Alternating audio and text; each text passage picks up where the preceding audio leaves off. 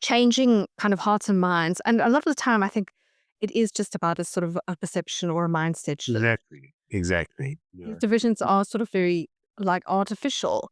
But I mean, if we take that as a sort of a premise, I'm interested to know the African approach, for example, to things like AI. Mm. Has that sort of really become a subject of Mm, discussion or debate? No, it hasn't. And not at all that I'm aware of anyway. Um, One thing that occurs to me as you say that Mhm. is, so generally in African culture, you always assume that people are telling the truth and that they're going to stand by their word. Okay.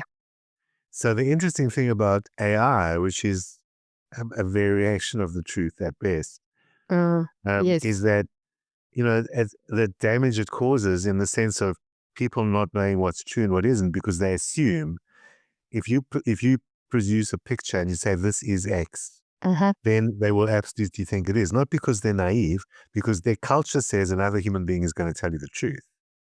Yes.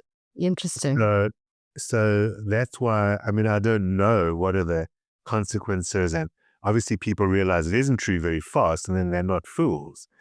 But just in terms of damaging that underlying culture of the trustworthy of human beings, trustworthiness. Yes, yes. And also I think, I suppose for me, the most interesting question is this idea that, these tech pros are obsessed with, which is that there's the ghost in the machine, that there is this sort of Yes. consciousness in a machine that they are going to sort of invent, which to me is the most grossly inflated kind of Faustian Yeah. humanism, where you are, you turn yourself into gods. And so now you are creating a Frankenstein type of Yeah. thing. And how, like, an African would view that type of attitude. That's really interesting. Again, I don't officially know any answer. I can only speculate. Yes. Um, because, it's similar to how in the Jewish tradition, there's a thing called a golem, which Mhm. is a mannequin made out of mud that is animated by a spirit but not a soul, usually as a protection. It was invented to protect the Jews from persecution. Okay.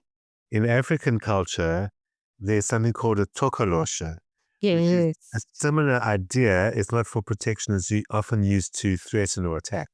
Mm. But it's the same thing. It's an animated, man-made creature. I suspect that, that mm, Faustian ghost in the machine thing would trigger that idea that it's inherently wrong to do that. Yes, and that you can't assume that that thing is really conscious. It's more like a kind of a zombie, like a Yeah. halfling sort of thing. There's the appearance. I mean, to me, it's more kind of Wizard of Oz, that they're trying to trick people into thinking that something's Yeah. conscious, but it's not actually, that it's a Yeah. trick. So it's Very much so.